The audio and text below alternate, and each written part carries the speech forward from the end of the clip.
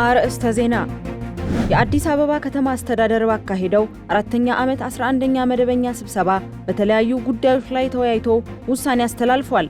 ከተላለፉት ውሳኔዎች መካከል የአዲስ መሶብ የአንድ ማዕከል ዲጂታል የመንግስት አገልግሎት ማቋቋሚያ ረቂቅ ደንብ፣ የአዲስ አበባ ከተማ አስተዳደር የግል ትምህርት አገልግሎት ክፍያ አሰራር ስርዓት ረቂቅ ደንቦችን አጽድቋል። በመረጃችን አካተነዋል። የገንዘብ ሚኒስቴር ለኢትዮጵያ መድኃኒት አቅራቢ አገልግሎት በማዕከል የሚፈጸሙ የመድኃኒቶችና የሕክምና መሳሪያዎች የግዢ አፈጻጸም መመሪያ ይፋ አድርጓል።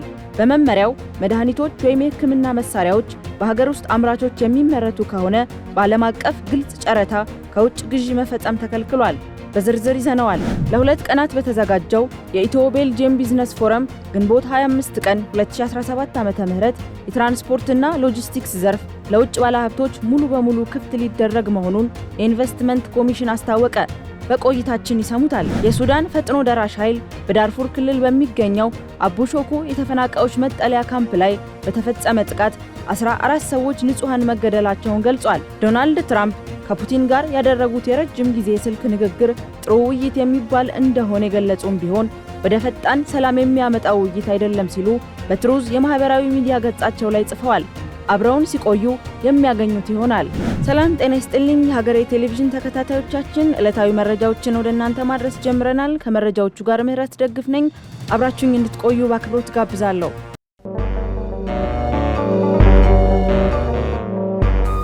የአዲስ አበባ ከተማ አስተዳደር ካቢኔ ባካሄደው አራተኛ ዓመት 11ኛ መደበኛ ስብሰባ በተለያዩ ጉዳዮች ላይ ተወያይቶ ውሳኔ አስተላልፏል። ከተላለፉት ውሳኔዎች መካከል የአዲስ መሶብ የአንድ ማዕከል ዲጂታል የመንግስት አገልግሎት ማቋቋሚያ ረቂቅ ደንብ፣ የአዲስ አበባ ከተማ አስተዳደር የግል ትምህርት አገልግሎት ክፍያ አሰራር ስርዓት ረቂቅ ደንቦችን አጽድቋል። በመሬት ልማትና አስተዳደር ቢሮ የቀረበውን ሀገራዊ ፋይዳ ያላቸው ፕሮጀክቶች የመሬት አቅርቦት ላይና ሌሎች ጉዳዮች ላይ ውሳኔ አስተላልፏል።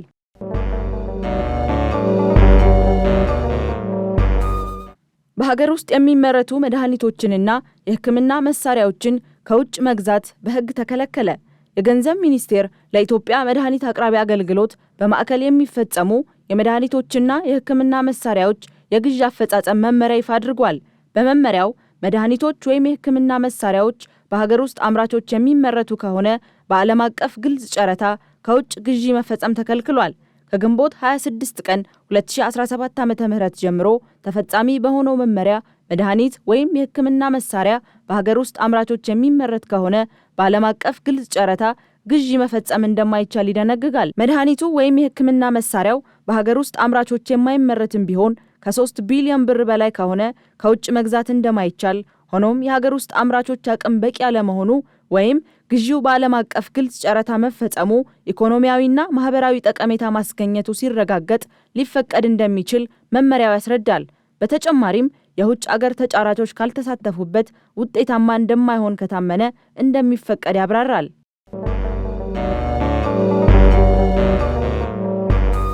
የትራንስፖርትና ሎጂስቲክስ ዘርፍ ለውጭ ባለሀብቶች ክፍት ሊደረግ ነው። ለሁለት ቀናት በተዘጋጀው የኢትዮ ቤልጂየም ቢዝነስ ፎረም ግንቦት 25 ቀን 2017 ዓ.ም የትራንስፖርትና ሎጂስቲክስ ዘርፍ ለውጭ ባለሀብቶች ሙሉ በሙሉ ክፍት ሊደረግ መሆኑን የኢንቨስትመንት ኮሚሽን አስታወቀ። በአዋጅ ቁጥር 1360/2017 መሰረት የባንክ ዘርፍ አንደኛው መሆኑንና ይህም በጋራ ለመስራት ቅርንጫፎች ለመክፈት እንዲሁም ኢትዮጵያ ውስጥ ቢሮ እንዲኖራቸው እንደሚፈቅድ ተገልጿል። የሎጂስቲክስ ዘርፉን ሙሉ በሙሉ ለውጭ ባለሀብቶች ክፍት ለማድረግ የሕግ ማዕቀፎች እየተዘጋጁ መሆናቸውን በኮሚሽኑ በተዘጋጀው ጽሑፍ ተጠቁሟል። መንግስት ከዚህ ቀደም በሎጂስቲክስ ዘርፍ 49 በመቶ የውጭ ባለሀብቶች እንዲገቡ ሕግ ያወጣ ቢሆንም ከአይኤምኤፍ ጋር በተደረገው ስምምነት እንደ አውሮፓውያን አቆጣጠር እስከ 2026 በዘርፉ ሙሉ በሙሉ የውጭ ባለሀብቶች ገብተው እንዲሰሩ ተፈቅዷል። በጨርቃጨርቅ፣ በግብርና፣ በማኑፋክቸሪንግ፣ በፕላስቲክና በፋርማሲውቲካል ዘርፎች መሳተፍ የሚፈልጉ የቤልጂየም ባለሀብቶች ስምምነቶችን እንደተፈራረሙም ተነግሯል። የቴክኒክና ሙያ ስልጠና ተቋማት ራሳቸውን እንዲችሉ ሊደረግ ነው።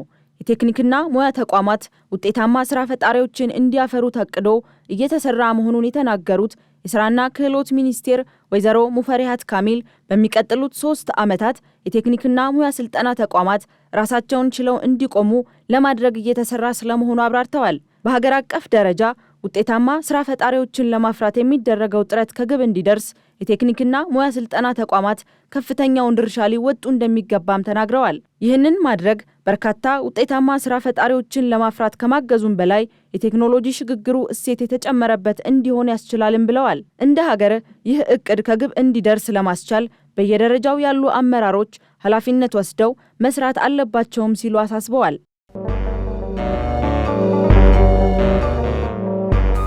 ከኢንዱስትሪ ፓርኮች የሚሰበሰበው ግብር አወዛገበ። ኢስት ኢንዱስትሪ ዞን የሚገኙ ኢንዱስትሪዎች ለተደጋጋሚ ግብር ተጋልጠናል ሲሉ ቅሬታ አሰሙ። ለፌዴራል መንግስትም ሆነ ለክልል መንግስት ግብር እንድንከፍል ተገደናል የሚለውም በአልሚዎቹ ዘንድ የሚነሳ ጥያቄ ሆኗል። የገቢዎች ሚኒስትሯ ወይዘሮ አይናለም ንጉሴ ለዚህ ቅሬታ መልስ የሰጡ ሲሆን ጉዳዩ በሚኒስቴራቸውና በኦሮሚያ ክልል ገቢዎች ቢሮ ላይ ውዝግብ የፈጠረ መሆኑን ተናግረዋል። ከኢንዱስትሪ ፓርኮች የሚገኘውን የኪራይ ገቢ ግብርና የደሞዝ ገቢ ከኢንዱስትሪ ፓርኮች የሚገኘውን የኪራይ ገቢ ግብርና የደሞዝ ገቢ ግብርን ክልሎች እንዲወስዱ የሚደነግግ ሕግ መኖሩን የገለጹት ሚኒስትሯ ገንዘብ ሚኒስቴርም በጉዳዩ ላይ ማብራሪያ ተጠይቆ ለክልሎች ማቅረቡን ጠቁመዋል። ይሁንና የኦሮሚያ ገቢዎች ቢሮ በማብራሪያው ላይ ጥያቄ እንዳለው ገልጿል ያሉት ሚኒስትሯ ጉዳዩ በንግግር ይፈታል ብለዋል።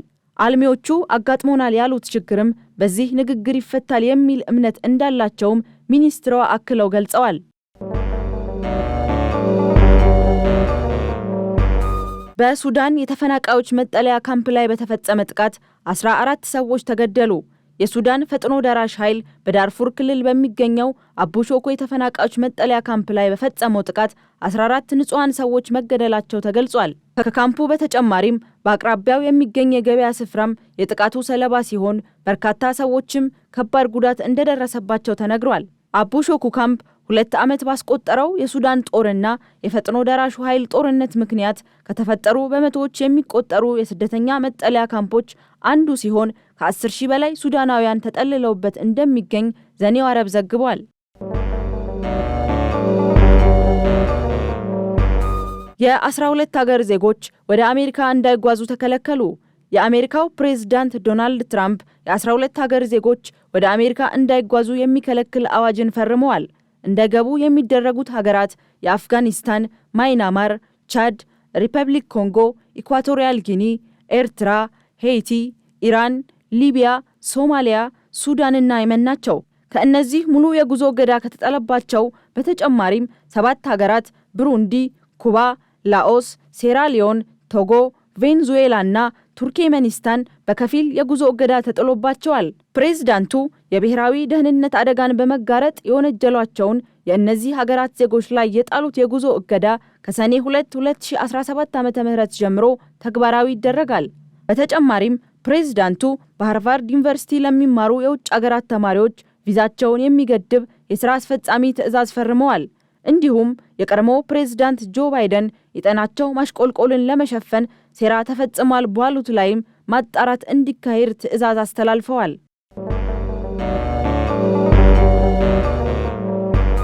የአጸፋ ጥቃት እንሰነዝራለን። ፑቲን ዩክሬን በሩሲያ የጦር ሰልፈኞች ላይ ላደረሰችው ጥቃት አጸፋዊ ምላሽ እንደሚሰጡ የሩሲያው ፕሬዝዳንት ቭላዲሚር ፑቲን ለዶናልድ ትራምፕ ተናገሩ። የሩሲያው ፕሬዝዳንት ቭላዲሚር ፑቲን ከዶናልድ ትራምፕ ጋር የስልክ ንግግር አድርገዋል። ዶናልድ ትራምፕ ከፑቲን ጋር ያደረጉት የረጅም ጊዜ የስልክ ንግግር ጥሩ ውይይት የሚባል እንደሆነ የገለጹ ሲሆን ወደ ፈጣን ሰላም የሚያመጣ ውይይት አይደለም ሲሉ በትሩዝ የማህበራዊ ሚዲያ ገጻቸው ላይ ጽፈዋል። ትራምፕ በጻፉት ጽሑፍ ፑቲን ለዩክሬን ጥቃት ምላሽ ለመስጠት ለገቡት ቃል ምን ምላሽ እንደሰጧቸው አልገለጹም። ትራምፕ ከቅርብ ሳምንታት ወዲህ ሩሲያ ዩክሬን ላይ ለምታደርሰው ወታደራዊ ጥቃትና ለሁለቱ ሀገራት ጦርነት መራዘም የሩሲያውን ፕሬዝዳንት ሲወቅሱ እንደነበር ይታወሳል። የዩክሬን ፕሬዝዳንት ቮሎዲሚር ዜሌንስኪ ስለ ትራምፕና ፑቲን ንግግር በሰጡት አስተያየት ብዙዎች ከሩሲያ ጋር በተለያዩ ደረጃዎች ተነጋግረዋል ብለዋል። ዜሌንስኪ እነዚህ ንግግሮች መካከል አንዳቸውም አስተማማኝ ሰላም አላመጡም ወይም ጦርነቱን ለማስቆም አስተዋጽኦ አላደረገም ሲሉ መግለጻቸውን ሮይተርስ ዘግቧል።